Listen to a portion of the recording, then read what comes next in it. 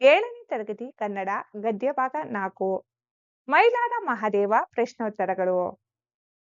ಮುಖ್ಯ ಪ್ರಶ್ನೆ 1. ಕೊಟ್ಟಿರುವ ಪ್ರಶ್ನೆಗಳಿಗೆ ಒಂದು ವಾಕ್ಯದಲ್ಲಿ ಉತ್ತರಿಸಿ. ಪ್ರಶ್ನೆ 1. ಮೋಟೆಬೆನ್ನೂರು ಎಂಬ ಹಳ್ಳಿ ಯಾವ ಜಿಲ್ಲೆಯಲ್ಲಿದೆ? ಉತ್ತರ: ಮೋಟೆಬೆನ್ನೂರು ಎಂಬ ಹಳ್ಳಿಯು ಹಾವೇರಿ ಜಿಲ್ಲೆಯಲ್ಲಿದೆ. ಪ್ರಶ್ನೆ 2. ಯಾವ ಬಟ್ಟೆಗಳ ವಿಚಾರ ಯಾವಾಗಲೂ ಮೈಲಾರರ ಮನಸ್ಸಿನಲ್ಲಿ ಗುನುಗುಡುತ್ತಿತ್ತು? ಉತ್ತರ: ಸ್ವದೇಶಿ ಬಟ್ಟೆಗಳ ವಿಚಾರ ಯಾವಾಗಲೂ ಮೈಲಾರ ಮಹದೇವ ಅವರ ಮನಸ್ಸಿನಲ್ಲಿ ಗುನುಗುಡುತ್ತಿತ್ತು. ಪ್ರಶ್ನೆ 3. ಮಹದೇವನಿಗೆ ಗಾಂಧಿಯವರೊಡನೆ ಯಾವ ಆಶ್ರಮದಲ್ಲಿ ಇರಬೇಕೆಂದು ಆಸೆಯಾಯಿತು? ಉತ್ತರ: ಮಹದೇವನಿಗೆ ಗಾಂಧಿಯವರೊಡನೆ ಶಬರಮತಿ ಆಶ್ರಮದಲ್ಲಿ ಇರಬೇಕೆಂದು ಆಸೆಯಾಯಿತು. ಪ್ರಶ್ನೆ 4. ವಿಜಯಪುರ ಜಿಲ್ಲೆಯಲ್ಲಿ ಯಾವ ಗ್ರಾಮದಲ್ಲಿ ಖಾದಿ ಬಟ್ಟೆಗಳನ್ನು ತಯಾರು ಮಾಡುತ್ತಿದ್ದರು?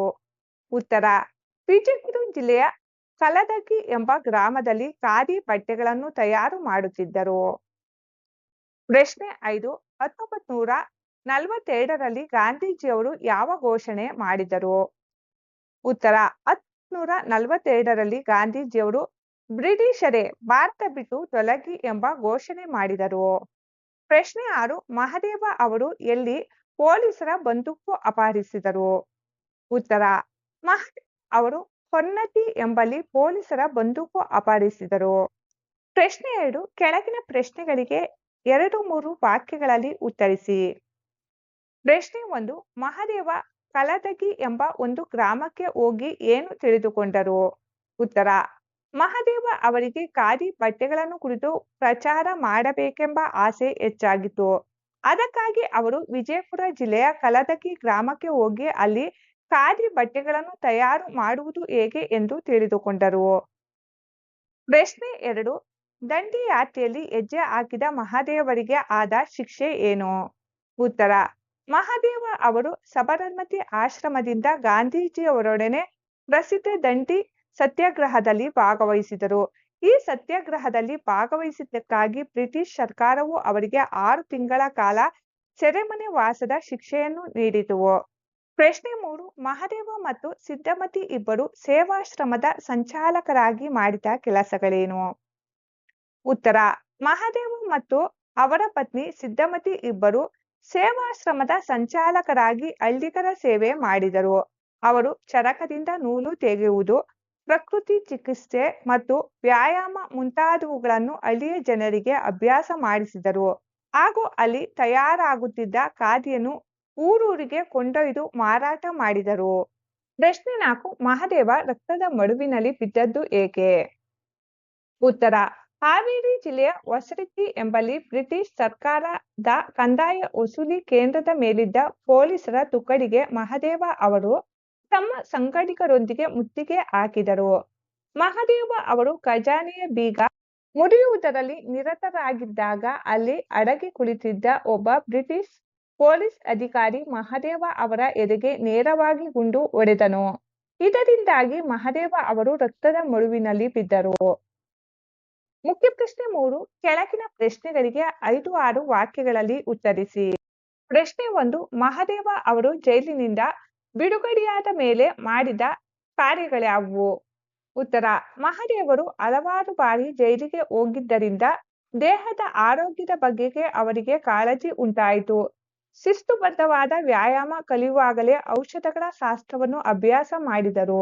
ನಂತರ ಹಳ್ಳಿಗರ ಸೇವೆ ಮಾಡುವ ಉದ್ದೇಶದಿಂದ ಒಂದು ಸೇವಾಶ್ರಮವನ್ನು ಪ್ರಾರಂಭಿಸಿದರು. ಗಂಡ ಹೆಂಡತಿ ಇಬ್ಬರು ಅದರ ಸಂಚಾಲಕರಾಗಿ ಚರಕದಿಂದ ನೂಲು ತೆಗೆಯುವುದು, ಪ್ರಕೃತಿ ಚಿಕಿತ್ಸೆ ಮತ್ತು ವ್ಯಾಯಾಮಗಳನ್ನು ಜನರಿಗೆ ಕಲಿಸಿದರು. ಆ ಆಶ್ರಮದಲ್ಲಿ ತಯಾರಾಗುತ್ತಿದ್ದ ಖಾದಿಯನ್ನು ಊರೂರಿಗೆ ಕೊಂಡೊಯ್ದು ಮಾರಾಟ ಮಾಡಿ ಅದನ್ನು ಮಹದೇವನ ಖಾದಿ ಎಂದೇ ಪ್ರಸಿದ್ಧಗೊಳಿಸಿದರು. ಪ್ರಶ್ನೆ 2. ಬ್ರಿಟಿಷರು ಭಾರತ ಬಿಟ್ಟು ತೊಲಗಬೇಕಾದರೆ ಏನು ಮಾಡಬೇಕೆಂದು ಮಹದೇವ ಯೋಚಿಸಿದರು? ಉತ್ತರ: 1942ರಲ್ಲಿ ಗಾಂಧೀಜಿಯವರು ಬ್ರಿಟಿಷರೇ ಭಾರತ ಬಿಟ್ಟು ತೊಲಗಿ ಎಂದು ಘೋಷಿಸಿದಾಗ ಮಹದೇವ ಅವರು ದಕ್ಷಿಣ ಭಾರತದ ಈ ಚಳುವಳಿಯ ನೇತೃತ್ವ ವಹಿಸಿದರು. ಬ್ರಿಟಿಷರು ಭಾರತ ಬಿಟ್ಟು ತೊಲಗಬೇಕಾದರೆ ಅವರು ನಡೆಸುತ್ತಿರುವ ಆಡಳಿತಕ್ಕೆ ಧಕ್ಕೆ ಉಂಟು ಮಾಡಬೇಕು ಮತ್ತು ಅವರಿಗೆ ಆಡಳಿತ ನಡೆಸುವುದು ಸಾಧ್ಯವೇ ಇಲ್ಲ ಎನ್ನುವಂತೆ ಮಾಡಬೇಕು ಎಂದು ಮಹದೇವ ಯೋಚಿಸಿದರು. ಅದಕ್ಕಾಗಿ ಅವರು ತಮ್ಮ ಸಂಗಡಿಗರೊಂದಿಗೆ ಸೇರಿ ಸಾಹಸಕ್ಕೆ ಇಳಿದರು. ಬ್ರಿಟಿಷರ ರೈಲು ಓಡಾಟದ ಮೇಲೆ ಗಮನವಿಟ್ಟು ಸವಣೂರಿನ ರೈಲು ನಿಲ್ದಾಣವನ್ನು ಸುಟ್ಟು ಹಾಕಿದರು. ಹೊನ್ನತಿಯಲ್ಲಿ ಪೊಲೀಸರ ಬಂದೂಕನ್ನು ಅಪಹರಿಸಿ ಬಾಳೆಹೊಸೂರಿನ ಪೊಲೀಸ್ ಕೇಂದ್ರವನ್ನು ಸುಟ್ಟು ಬ್ರಿಟಿಷ್ ಸರ್ಕಾರ ನಡುಗುವಂತೆ ಮಾಡಿದರು. ಪ್ರಶ್ನೆ 3. ಹೊಸರಿಟ್ಟಿಯಲ್ಲಿ ನಡೆದ ಘಟನೆಗಳ್ಯಾವುವು? ಉತ್ತರ: ಹಾವೇರಿ ಜಿಲ್ಲೆಯ ಹೊಸರಿಟ್ಟಿಯಲ್ಲಿ ಬ್ರಿಟಿಷ್ ಸರ್ಕಾರವು ಜನರಿಂದ ಬಲವಂತವಾಗಿ ಕಂದಾಯ ವಸೂಲಿ ಮಾಡಿ ಹಿಂಸಿಸುತ್ತಿತ್ತು.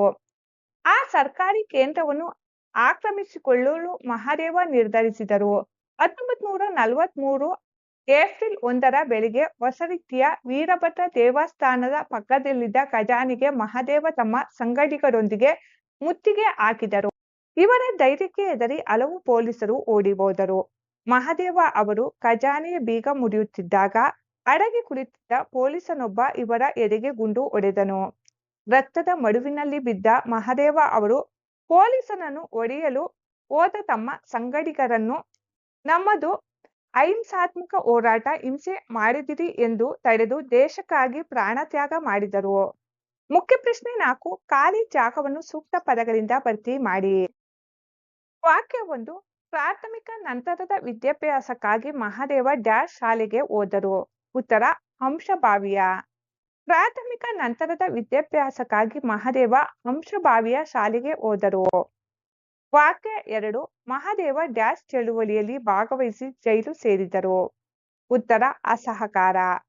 ಮಹದೇವ ಅಸಹಕಾರ ಚಳುವಳಿಯಲ್ಲಿ ಭಾಗವಹಿಸಿ ಜೈಲು ಸೇರಿದರು. ವಾಕ್ಯ 3. ಹಾವೇರಿ ಜಿಲ್ಲೆಯ ಹೊಸರಿಟ್ಟಿಯಲ್ಲಿದ್ದ ಸರಕಾರದ ಕೇಂದ್ರ ಡ್ಯಾಶ್ ವಸೂಲಿ ಮಾಡುತ್ತಿತ್ತು. ಉತ್ತರ: ಕಂದಾಯವನ್ನು. ಹಾವೇರಿ ಜಿಲ್ಲೆ ಹೊಸರಿಟ್ಟಿಯಲ್ಲಿದ್ದ ಸರಕಾರದ ಕೇಂದ್ರ ಕಂದಾಯವನ್ನು ವಸೂಲಿ ಮಾಡುತ್ತಿತ್ತು. ಮುಖ್ಯ ಪ್ರಶ್ನೆ 5. ಸ್ವಾತಂತ್ರ್ಯ ಚಳುವಳಿಗೆ ಸಂಬಂಧಪಟ್ಟ 10 ಪದಗಳನ್ನು ಬರೆಯಿರಿ. ಸ್ವಾತಂತ್ರ್ಯ ಚಳುವಳಿಗೆ ಸಂಬಂಧಪಟ್ಟ 10 ಪದಗಳು: ಸ್ವಾತಂತ್ರ್ಯ, ಸತ್ಯಾಗ್ರಹ, ಅಹಿಂಸೆ, ಖಾದಿ ಅಥವಾ ಚರಕ, ದಂಡಿ ಯಾತ್ರೆ, ಅಸಹಕಾರ, ದೇಶಭಕ್ತಿ, ಬಲಿದಾನ ಅಥವಾ ತ್ಯಾಗ, ಹುತಾತ್ಮ, ಸ್ವದೇಶಿ. ಮುಖ್ಯ ಪ್ರಶ್ನೆ 6. ಕೆಳಗೆ ಸೂಚಿಸಿರುವ ಊರುಗಳು ಯಾವ ಜಿಲ್ಲೆಯಲ್ಲಿವೆ ಎಂಬುದನ್ನು ಬರೆಯಿರಿ. 1. ಮೋಟೆಬೆನ್ನೂರು, ಹಾವೇರಿ ಜಿಲ್ಲೆ. 2. ಹೊಸರಿಟ್ಟಿ, ಹಾವೇರಿ ಜಿಲ್ಲೆ. 3. ಕಲದಗಿ, ವಿಜಯಪುರ ಜಿಲ್ಲೆ. ಮುಖ್ಯ ಪ್ರಶ್ನೆ 7. ಕೆಳಗೆ ಸೂಚಿಸಿರುವ ಪದಗಳನ್ನು ಬಳಸಿ ವಾಕ್ಯಗಳನ್ನು ರಚಿಸಿ. 1. ಸ್ವತಂತ್ರ. ವಾಕ್ಯ: ನಾವೀಗ ಸ್ವತಂತ್ರ ಭಾರತ ದೇಶದಲ್ಲಿ ನೆಮ್ಮದಿಯಿಂದ ಬದುಕುತ್ತಿದ್ದೇವೆ. 2. ಆಡಳಿತ. ವಾಕ್ಯ: ಭಾರತದ ಆಡಳಿತ ವ್ಯವಸ್ಥೆಯು ಪ್ರಜಾಪ್ರಭುತ್ವದ ತಳಹದಿಯ ಮೇಲೆ ನಿಂತಿದೆ. 3. ದೇಶಭಕ್ತ. ವಾಕ್ಯ: ಮೈಲಾರ ಮಹದೇವ ಅವರು ನಮ್ಮ ನಾಡಿನ ಹೆಮ್ಮೆಯ ದೇಶಭಕ್ತರಾಗಿದ್ದಾರೆ. 4. ಅಸಹಕಾರ. ವಾಕ್ಯ: ಗಾಂಧೀಜಿಯವರ ಕರೆಗೆ ಓಗೊಟ್ಟು ಭಾರತೀಯರು ಬ್ರಿಟಿಷರ ವಿರುದ್ಧ ಅಸಹಕಾರ ಚಳುವಳಿಯಲ್ಲಿ ಪಾಲ್ಗೊಂಡರು. 5. ಚಳುವಳಿ. ವಾಕ್ಯ: ಸ್ವಾತಂತ್ರ್ಯಕ್ಕಾಗಿ ನಡೆದ ಹೋರಾಟದಲ್ಲಿ ದೇಶಾದ್ಯಂತ 10 ಹಲವು ಚಳುವಳಿಗಳು ನಡೆದವು. ವಾಕ್ಯಗಳಲ್ಲಿ ವಿಶೇಷ್ಯ ಮತ್ತು ವಿಶೇಷಣಗಳನ್ನು ಗುರುತಿಸಿ. ವಾಕ್ಯ: ತೋಳವು ದೊಡ್ಡ ನಾಯಿಯಂತೆ ಇದೆ. ವಿಶೇಷ್ಯ ನಾಯಿ, ವಿಶೇಷಣ ದೊಡ್ಡ. 2. ಮಿನುಗುವ ನಕ್ಷತ್ರವನ್ನು ನೋಡುತ್ತಾ ಇರಲು ನನಗೆ ಇಷ್ಟ. ವಿಶೇಷ್ಯ ನಕ್ಷತ್ರ, ವಿಶೇಷಣ ಮಿನುಗು. 3. ಭಾರತೀಯ ವಿಜ್ಞಾನಿಗಳು ಅತ್ಯಂತ ಬುದ್ಧಿವಂತರು. ವಿಶೇಷ್ಯ ವಿಜ್ಞಾನಿಗಳು, ವಿಶೇಷಣ ಭಾರತೀಯ. 4. ಸುಸ್ತಾದ ಯಾತ್ರಿಕರು ತಂಗಲು ತಂಗುದಾಣಗಳಿರಬೇಕು. ವಿಶೇಷ್ಯ ಯಾತ್ರಿಕರು, ವಿಶೇಷಣ ಸುಸ್ತಾದ.